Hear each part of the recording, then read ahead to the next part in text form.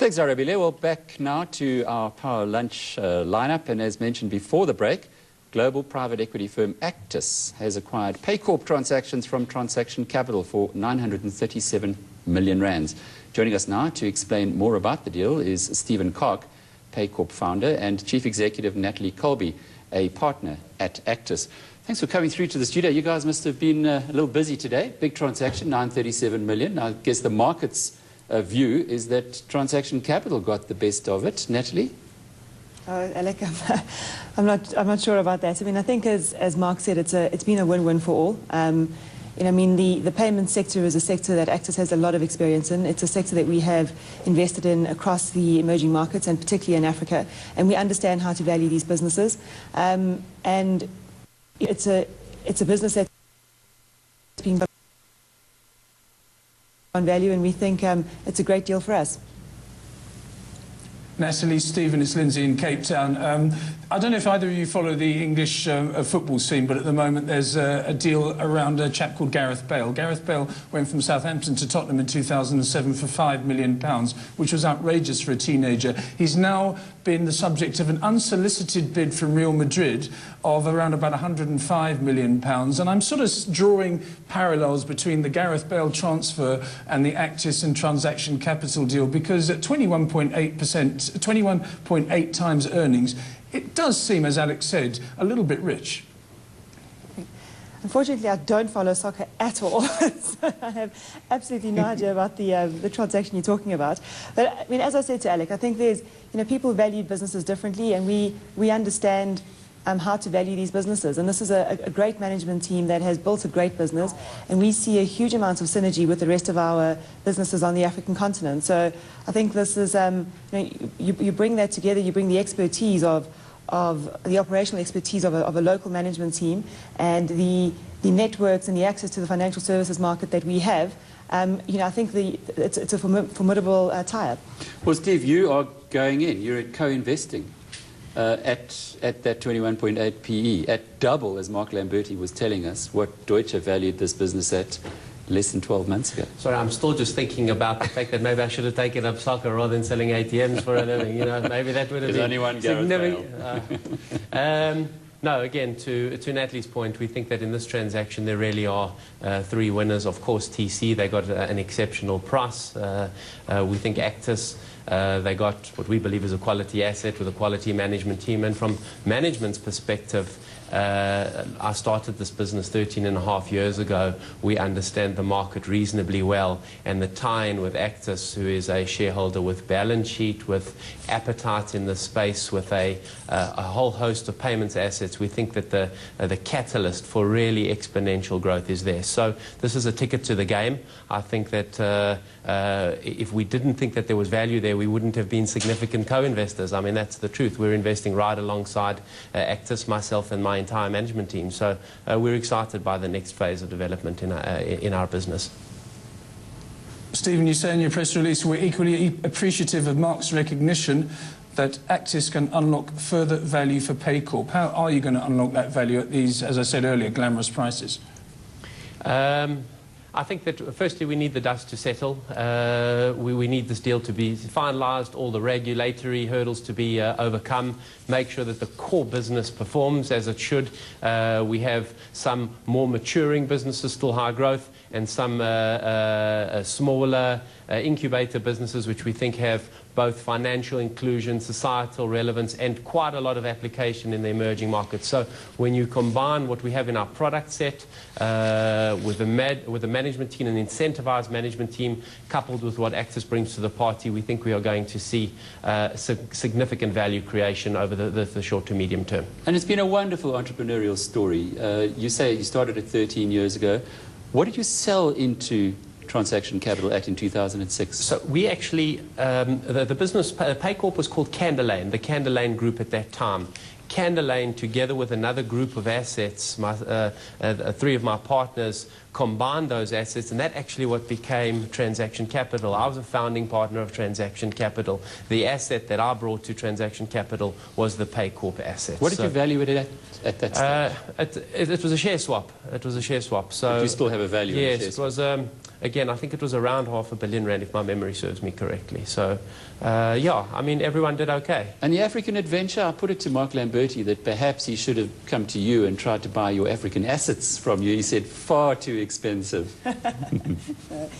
I mean, I think, you know, I mean, there's TC's business and the businesses of payments are not necessarily linked. I mean, they're both in the financial services sector, but they're not two businesses that necessarily sit next to each other. And hence, that was one of the reasons why we approached TC back, you know, a couple of months back. So, you know, the businesses that we are invested in on the African continent are very specifically payments businesses, and we are also invested in some banks, but they're not related to TC's business at all. How's it going to work? We've talked about the enhancement of value that you're going to attempt with the new acquisition. Are you going to keep the company as it is and grow it organically? Are you going to bolt on things to it? How do you see the progression from here once the dust has settled, as Steven said? I mean, Lindsay, I think there's a combination of the two. I mean, there's organic growth and there's acquisitions. You know, I mean, I think the first step for us is to really mine the networks that we have on the African continent. I mean, as I mentioned, we are invested in banks on the African continent. Through our investments in the payments businesses, we have got links into pretty much all of the financial services players on the African continent. And they, you know, these businesses are all linked. The payments value chain is linked from one end to the other. So, you know, they're all looking for partners, and Paycorp are looking for partners on the African continent. So it's our way of being able to bring the two together. Stephen, a private equity partner can be a double-edged sword. On the one hand, they do bring capital. On the other, they're not there with you forever. How did that affect your thinking when you decided to do this transaction and actually to come along for the ride? Firstly, this is my third experience with private equity. In the very early days, there was Horizon Equity as a early stage funder of our business. Then on to Ethos. They were in, I think, in 2005. Then the TC transaction in 2006, 2007, and now Actis. So we do have experience with private equity. I think that we're aligned. We're aligned to create value. We're really hoping that the Actis network, the Actis balance sheet, and the Actis opportunities that present themselves will be value creation for everybody. Come time of exit, well, let's see. I think that I don't have an eye on the door. The truth is that great businesses in time fetch lots of money, and we'll see how that plays out. I'm not coming in with any preconceived ideas. Stephen, is this a uniquely African sort of business? Is it a uniquely African business model, or can it be rolled out internationally, for example, something like India? No question. We believe that what we have developed is IP, not only technical but operational IP that has relevance in a number of emerging markets. It's not clearly limited to Africa. We believe that this has application in any number of key, exciting emerging markets. Understand the Paycorp product suite ranges from ATMs to card to point-of-sale merchant acquiring, mobile transaction processing. So we think that this has relevance well beyond Africa. And a lot of your market penetration is in the rural areas. I see from the Transaction Capital Insight, you've got 16%, is that right, of the South African ATM market, but 50% of the market outside of the cities? Yeah. Two things. Firstly, a big portion of our network has been deployed into the peri-urban, rural, township kind of outlets which have been previously underserviced by the banks to date. That's on the ATM side. Although we only have a 16% market share of the ATMs in South Africa, we have a significant market share of that rural placement. That's on the ATM side.